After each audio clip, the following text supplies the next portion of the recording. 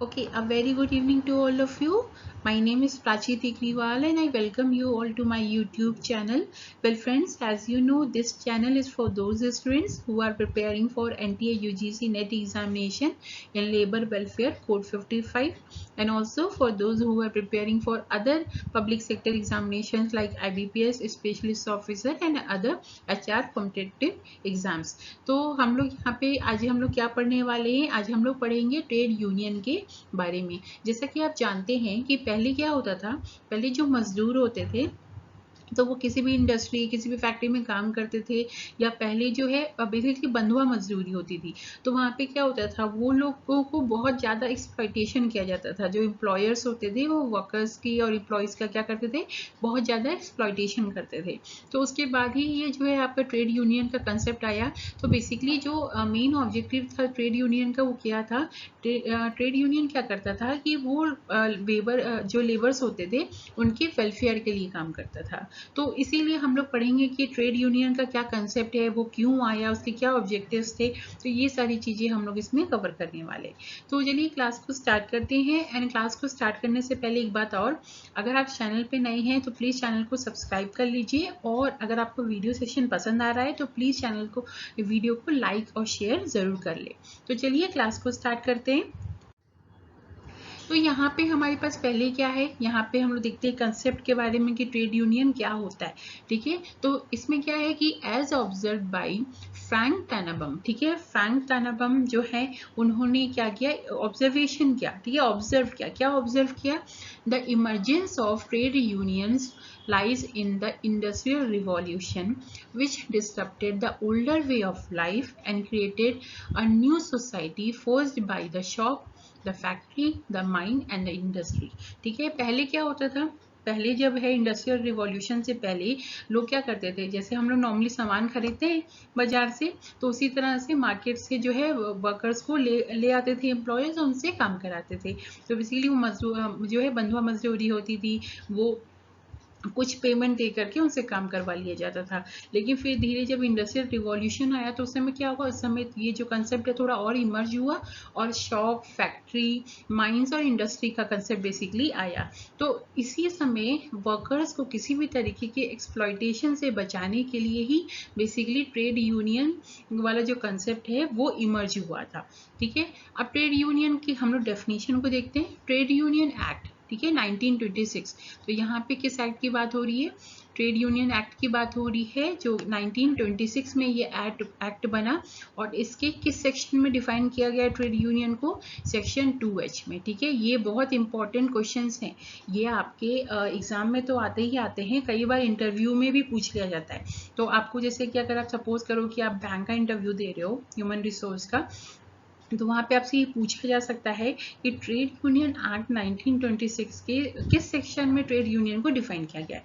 और अगर आप आंसर देते हो सेक्शन 2H, तो ये भी पूछा जा सकता है कि क्या डिफाइन किया गया है। ठीक है, तो ये कुछ बेसिक जो कंसेप्ट है ये आपको बेसिकली याद होने चाहिए, उनके सेक्शन के नाम आपको याद होने चाहिए। ठीक है, तो अब इसमें देखते हैं इस सेक्शन में क्या कहा गया है, एनी कॉम्बिनेशन, ठीक है, किसी भी तरीके का कॉम्बिनेशन होता है, वेदर टेम्परेरी और परमानेंट, ये टेम्परेरी भी हो सकता है और ये परमानेंट भी हो सकता है। ठीक है, formed primarily for the purpose of regulating the relation between workman and employers, और between workmen or between employers and employers, or for imposing restrictive conditions on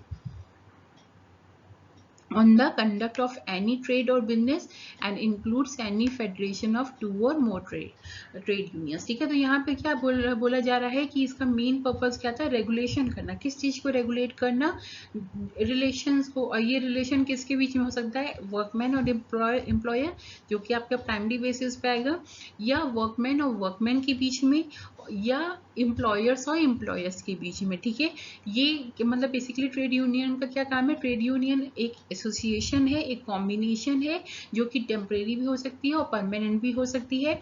और इसका काम क्या है, बेसिकली इसका काम क्या है कि ये जो वर्कमैन और एम्प्लॉयर्स के बीच का जो रिलेशन होता है, या वर्कमैन और वर्कमैन के बीच का रिलेशन है, या एम्प्लॉयर और एम्प्लॉयर के बीच का रिलेशन है, तो ये उसको रेगुलेट करती है और जो है इम्पोज करती करती है, क्या इम्पोज करती है, restrictive conditions on the conduct of any trade और बिजनेस। ठीक है, यानी कि कोई भी ट्रेड और बिजनेस हो रहा है तो ये देखती है कि वहाँ पे कंडीशन लागू कर दिया जाए कि जिससे कि जो वहाँ वर्कर्स काम कर रहे हैं उनका किसी भी तरीके का जो है शोषण ना हो। ठीक है, किसी भी तरीके का उनका एक्सप्लॉयटेशन ना हो।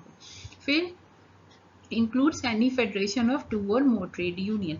इसमें सिंगल ट्रेड यूनियन भी आ सकती है, इसमें फेडरेशंस भी आते हैं, जिससे कि फेडरेशंस बेसिकली क्या होते हैं, इसको हम लोग आगे कंसेप्ट पढ़ने वाले हैं। फेडरेशन जो है ना एक बड़ा ट्रेड यूनियन का एक फॉर्म होता है जिससे बाकी सारे ट्रेड यूनियन क्या होते हैं, एफिलिएट किए जाते हैं। ठीक है, जैसे कि अगर हम लोग बैंक्स की बात करते हैं तो एक आरबीआई हो गया आपका मेन बैंक, फिर बाकी बैंक्स हैं तो आरबीआई को इन लोगों का क्या कहते हैं, मतलब एक तरह से उन लोग का फादर हुआ, ठीक है, पेरेंट हुआ। तो इसी तरह से जो फेडरेशंस भी होते हैं वो क्या होते हैं, ट्रेड यूनियन के पेरेंट का काम करते हैं। ठीक है, तो ये आप ट्रेड यूनियन का कंसेप्ट हो गया। ट्रेड यूनियन बेसिकली एक एसोसिएशन है, टेम्परेरी या परमानेंट, जो वर्कर्स के या उनके बीच और एम्प्लॉयर्स के बीच का जो रिलेशन है उसको सुधारती है और क्या करती है, एक रिस्ट्रिक्टिव कंडीशन लगाती है जिससे कि एम्प्लॉयज को और वर्कर्स को किसी भी तरीके की एक्सप्लॉयटेशन से बचाया जा सके। अब यहाँ पे नेक्स्ट क्या आ रहा है, यहाँ पे हम लोग देखते हैं कि ट्रेड यूनियन की कुछ और डेफिनेशंस देखते हैं। यहाँ पे अ trade union is a continuous, ठीक है, तो यहाँ पे वेब क्या कह रहे हैं, वेब कह रहे हैं ट्रेड यूनियन एक कंटिन्यूअस एसोसिएशन है of ways earners, veg earners यानी आपके वर्कर्स एम्प्लॉयज हो गए, for the purpose of maintaining and improving the condition of their working life. Basically इसका क्या एम हुआ कि एक्सप्लॉयटेशन से वर्कर्स को बचा रही, तो जाहिर सी बात है उनकी जो वर्किंग कंडीशन है उसको इम्प्रूव कर रही है, ठीक है ना, उसको मेंटेन करने का काम कर रही है।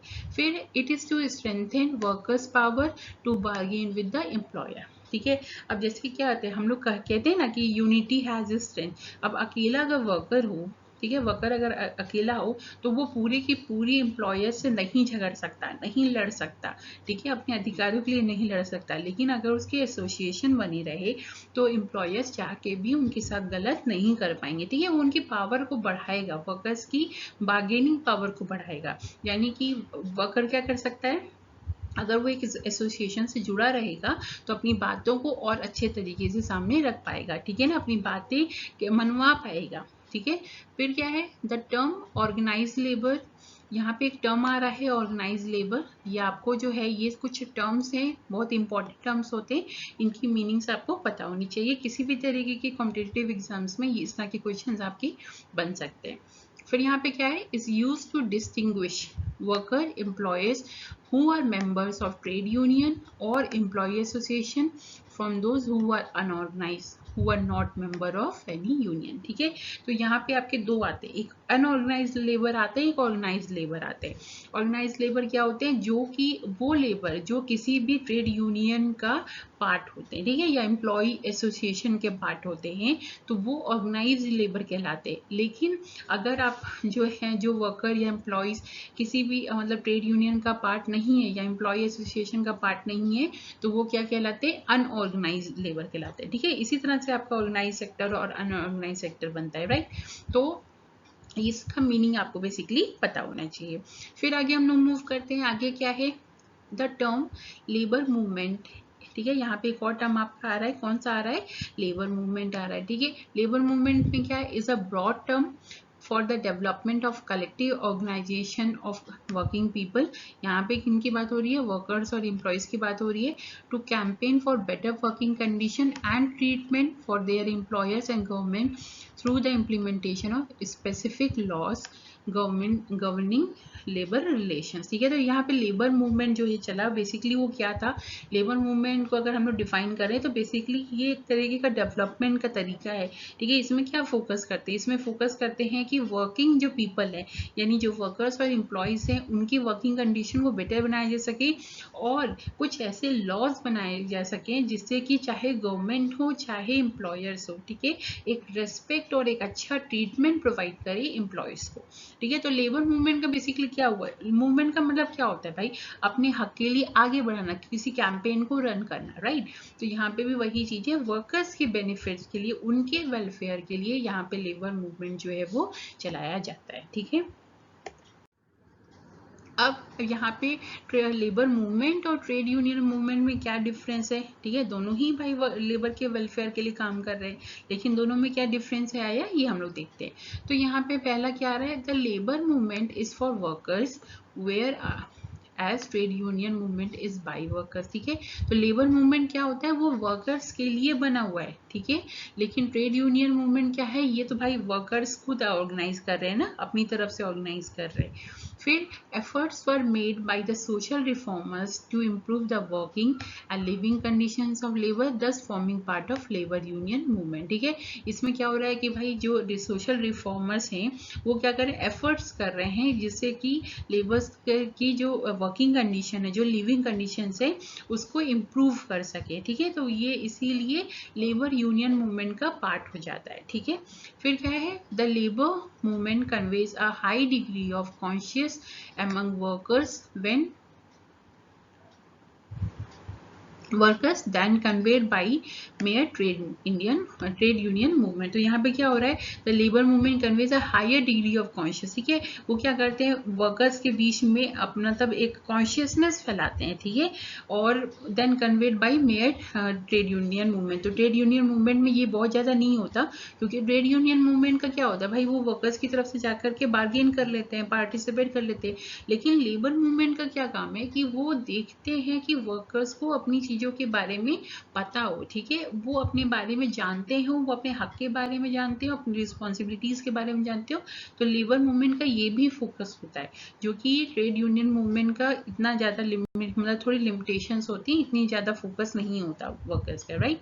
तो ये आपका बेसिक डिफरेंस है लेबर मूवमेंट में और ट्रेड यूनियन मूवमेंट में, ठीक है। आई होप कि आपको जो है ट्रेड यूनियन का कंसेप्ट जो है समझ में आ गया होगा। और ट्रेड यूनियन बेसिकली क्या, वो एक एसोसिएशन है, लेबर के वेलफेयर्स के लिए काम कर रही है। और ट्रेड यूनियन मूवमेंट हुआ, लेबर मूवमेंट हुआ, लेकिन ट्रेड यूनियन मूवमेंट का क्या था कि वो वर्कर्स को जो है उनके लिए बार्गेन करता है। और लेबर मूवमेंट का क्या काम है, लेबर मूवमेंट क्या करता है कि वो वर्कर्स को उनकी राइट्स और रिस्पॉन्सिबिलिटीज के बारे में अवेयर भी करता है, ठीक है। और लेबर मूवमेंट जो चला था वो वर्कर्स के लिए था, और ट्रेड यूनियन मूवमेंट वर्कर्स ही जो है वो चलाते हैं।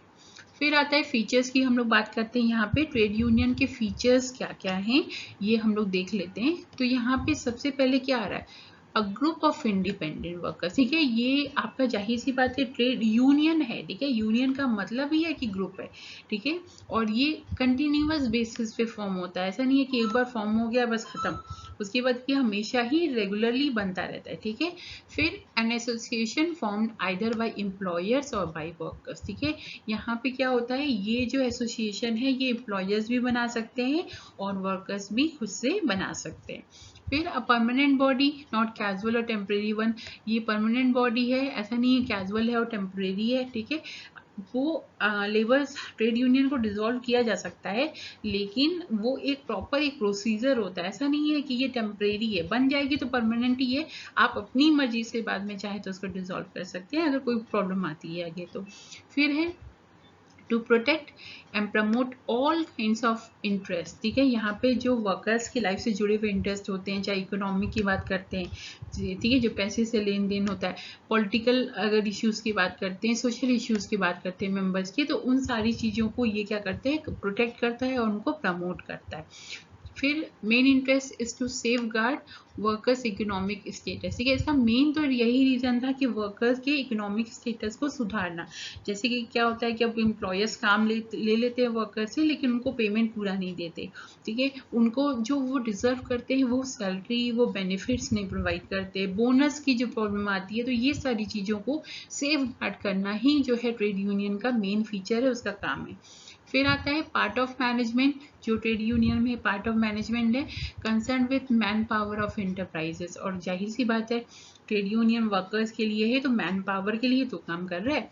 फिर है आउटकम ऑफ इंडस्ट्रियल रिलेशन, अभी हम लोग ने पढ़ा था ना कि इंडस्ट्रियल रिलेशंस आपके जो इंडस्ट्रियल रिवॉल्यूशन हुआ था तो उसके बाद ये आया, ठीक है। इंडस्ट्रीज में बेसिकली इसका बहुत बड़ा रोल है, तो ये इंडस्ट्री रिलेशन का आउटकम है, ठीक है। ट्रेड यूनियन का काम क्या है कि भाई वो वर्कर्स और एम्प्लॉयर्स के बीच के रिलेशन को सुधार रहा है, ठीक है, ठीक करने का काम कर रहा है।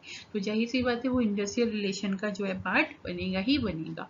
फिर है कलेक्टिव एक्शन है, जाहिर से यहाँ पे सारे लोग एक साथ जुल के काम कर रहे हैं और यहाँ पे ग्रुप एफर्ट्स होंगे ही होंगे। फिर है work towards raising standards of labour, जो आपका इनका मेन ऑब्जेक्टिव ही है कि लेबर की हालत को सुधारना, उनकी वर्किंग कंडीशन को, उनकी लिविंग कंडीशन को इम्प्रूव करना। तो बेसिकली यही मेन फीचर है आपके ट्रेड यूनियन के। ग्रुप होगा ही होगा क्योंकि यहाँ पे एसोसिएशन की बात हो रही है, ग्रुप एफर्ट्स लगेंगे ही लगेंगे।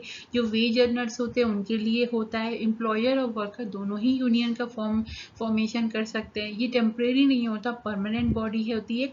ऐसे नहीं है कि कैजुअल हो गया, टेम्परेरी हो गया।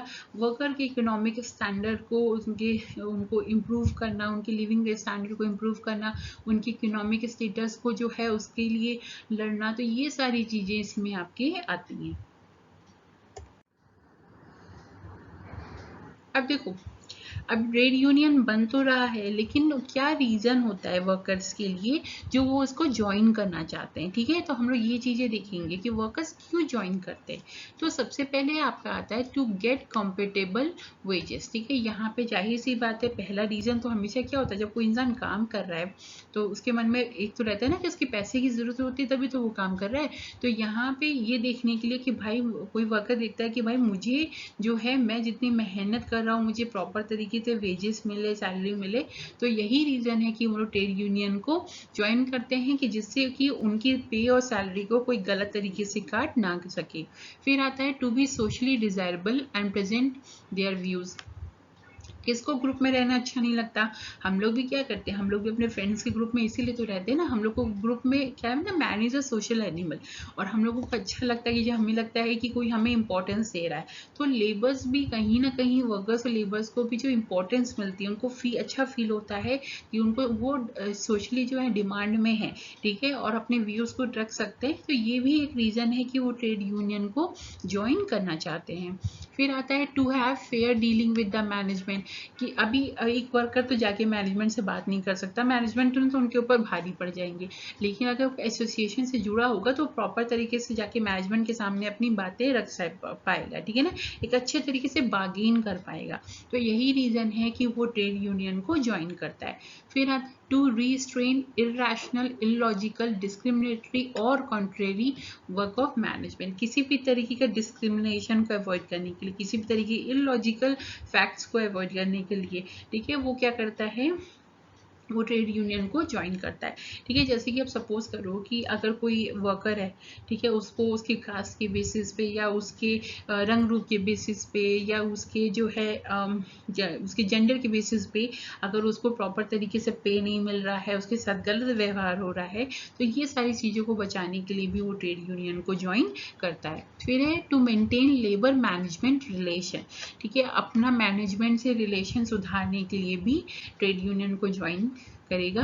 फिर सिक्योरिटी प्रोवाइड करने के लिए, हम लोग जब ग्रुप में रहते हैं तो हम लोग अपने आप को सिक्योर फील करते हैं ना, हमें ऐसा नहीं लगता, हमें ऐसा लगता है ना कि ठीक है, हम लोगों को कोई हमारे गलत नहीं कर सकता, हम लोगों को कोई टॉर्चर नहीं कर सकता, अगर किसी ने करने की कोशिश की तो मेरे सपोर्ट में लोग रहेंगे। तो ये यही रीज़न है कि जो वर्कर्स होते हैं, जो एम्प्लॉयज़ होते हैं, वो ट्रेड यूनियन को ज्वाइन करने या एम्प्लॉय एसोसिएशन को ज्वाइन करते हैं।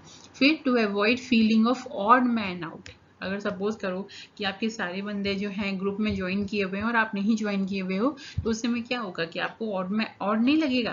तो यहाँ पे वही चीज़ है कि अपने आप को ऑड ना फील करो, इसलिए सारे लोग ज्वाइन करने की कोशिश करते हैं। फिर टू हैव करियर अपॉर्चुनिटीज़, ठीक, ट्रेड यूनियन का क्या काम होता है, ट्रेड यूनियन जो है कोई ऑलरेडी वर्कर काम कर रहा है तो उसकी ग्रोथ और उसकी प्रमोशन के लिए, या उसको ऐसा लगता है कि इस वर्कर की ज़रूरत किसी और जगह पे अच्छी ज़रूरत है, उसको वहाँ अच्छा पे पैकेज मिल जाएगा, तो इसी तरह की करियर अपॉर्चुनिटीज़ के लिए कौन अवेयर कराता है, ट्रेड यूनियन अवेयर कराती है। इसीलिए जो वर्कर्स होते हैं, एम्प्लॉयज़ होते हैं, वो ट्रेड यूनियन से जुड़ना चाहते हैं, जिससे कि उनको इन अपॉर्चुनिटीज़ का पता चलता रहे। तो यही सारे रीज़न है बेसिकली ट्रेड यूनियन को ज्वाइन करने के लिए। वर्कर्स जो है इसीलिए ज्वाइन करते रहते हैं कि उनके साथ कुछ गलत ना हो, उनके साथ कुछ किसी तरह का एक्सप्लॉयटेशन ना हो, वो मैनेजमेंट के सामने अपनी बात रख सके, उनको प्रॉपर पे स्केल मिले, ठीक है, वो अपने आप को ऑड फील ना करें, करियर अपॉर्चुनिटीज़ के बारे में उनको पता चलता रहे, और सबसे बड़ी बात कि मैनेजमेंट से उनका एक रिलेशन अच्छा रहे, उनको एक प्रॉपर सिक्योरिटी मिलती रहे। तो यही सारे रीज़न हैं बेसिकली। अब हम लोग के पास क्या आता है, हमारा जो लास्ट है कि ऑब्जेक्टिव्स, ट्रेड यूनियन के क्या ऑब्जेक्टिव हैं, ठीक है, क्यों ट्रेड यूनियन बनता है, उसको क्या उनका बेसिकली एम है, ये सारी चीज़ें हम लोग को देखनी है। तो सबसे पहले टू रिप्रेजेंट इंडिविजुअल वर्कर। अब वर्कर को बात रखनी है, ठीक है, तो उसकी बात कौन रखेगा, ट्रेड यूनियन रखती है, ठीक है। फिर आता है to improve economic condition of worker by insuring better wages. अब ट्रेड यूनियन ये भी देखती है कि एक प्रॉपर वेज जो है वर्कर्स को मिले और इससे उनकी इकोनॉमिक कंडीशन को इम्प्रूव हो पाए। फिर to provide education and training to workers, workers को प्रॉपर एजुकेशन भी प्रोवाइड करते हैं ये लोग। ट्रेड यूनियन में क्या काम है, वो वेलफेयर के लिए काम कर रहे हैं वर्कर्स के लिए, तो वो उनको पार्ट टाइम ट्रेनिंग और एजुकेशन भी प्रोवाइड करने में हेल्प करते हैं। फिर है to secure social welfare of the employ की सोशल वेलफेयर का भी वो लोग ध्यान रखते हैं। To protect interest of the employ की इंटरेस्ट को जो है प्रोटेक्ट करने के लिए, उसको बचाने के लिए। फिर टू प्रोवाइड लोन्स, डिस्काउंट और mortgages and insurance etcetera to workers, ठीक है। अभी जैसे वर्कर्स को किसी लोन की ज़रूरत है तो वो किसके पास जाएगा, उनको तो इतनी जल्दी से बैंक भी नहीं देगी ना, तो किसी भी तरीके का लोन डिस्काउंट भी जो उनको चाहिए, ठीक है, इंश्योरेंस वगैरह पे चाहिए या मॉर्टगेज पे चाहिए, तो ये जो सारी फैसिलिटीज़ हैं ट्रेड यूनियन उनको प्रोवाइड करती है। फिर आता है to make workers part of decision regarding lay off, retrenchment, promotion etcetera, ठीक है। वो क्या करते हैं, अगर मान लीजिए किसी भी ऑर्गेनाइजेशन में किसी तरीके का ले ऑफ होने वाला, रिट्रेचमेंट होने वाली है या प्रमोशंस होने वाली हैं, तो वर्कर को उस डिसीजन का पार्ट, जाहिर सी बात है वो बनना चाहेगा, क्योंकि ले ऑफ और रिट्रेचमेंट प्रमोशंस पे सबसे बड़ा जो रोल होता है वो वर्कर्स का ही तो होता है। तो ये जो पार्ट बनना चाहेगा तो ये किसके थ्रू बन पाएगा, मैनेजमेंट तो ऐसे डायरेक्टली उनको आने नहीं देगी। तो ट्रेड यूनियन यहाँ पे वर्कर्स की हेल्प करता है कि वो इन सारी चीज़ों से जुड़े हुए जो डिसीजंस हैं उनका पार्ट बन सके। फिर है to provide legal advice on employment issues, अपने राइट्स के बारे में वर्कर्स को बताने के लिए, उनको उनको लॉ की तरफ से क्या बेनिफिट्स मिले हैं, क्या प्रोविजंस हैं, तो ये सारी चीज़ें बताने के लिए भी ट्रेड यूनियन का होना ज़रूरी है। और उनका मेन ऑब्जेक्टिव है कि वो वर्कर्स को उनके लीगल जो राइट्स हैं उसके प्रति क्या करते हैं, अवेयर करते हैं। और अगर उनको भी, अगर एम्प्लॉयज़ को भी या वर्कर्स को भी किसी तरीके की लीगल एडवाइस चाहिए तो वो ट्रेड यूनियन से ले सकता है, ठीक है। तो ये सारे आपके जो हैं, हम लोग ट्रेड यूनियन के बारे में हम लोग ने आज पढ़ा। हम लोग ने क्या पढ़ा, उसके कंसेप्ट के बारे में पढ़ा, उसके क्या ऑब्जेक्टिव्स हैं, क्यों लोग ज्वाइन करते हैं ट्रेड यूनियन को, ठीक है। तो ये सारी चीज़ें हम लोग ने आज कवर की। अभी हम लोग आने वाले मतलब आगे क्लासेस में हम लोग ट्रेड यूनियन के मूवमेंट्स के बारे में जो है पढ़ेंगे कि कौन कौन से फेज से गुजर के ट्रेड यूनियन की जो कंसेप्ट है वो बेसिकली आई, ठीक है। तो ये हम लोग नेक्स्ट क्लास में कवर करेंगे। आज के लिए बस इतना ही। आज आई होप कि आपको क्लासेस जो हैं वो समझ में आई होंगी। अगर कोई कन्फ्यूज़न है तो आप please feel free to ask me. आप फीडबैक नीचे कॉमेंट सेक्शन में लिख देना, आपको मैं आंसर्स प्रोवाइड करूँगी। और भी एग्ज़ाम से रिलेटेड कुछ आपको जानना है तो आप वो भी मुझे नीचे कमेंट सेक्शन में लिख करके मुझसे पूछ सकते हो। तो आप अगर वीडियो को आपको पसंद आई तो please hit the like button और चैनल को शेयर कर लें, सब्सक्राइब कर लें। और प्लीज़ अगले जो है आप उसको, जो भी आपको क्लासेस कैसी लग रही हैं, ये अपनी फीडबैक आप ज़रूर कमेंट सेक्शन में लिखें। तो मिलते हैं नेक्स्ट क्लास में, तब तक के लिए thank you so much. Thank you for watching my video. Bye bye, take care.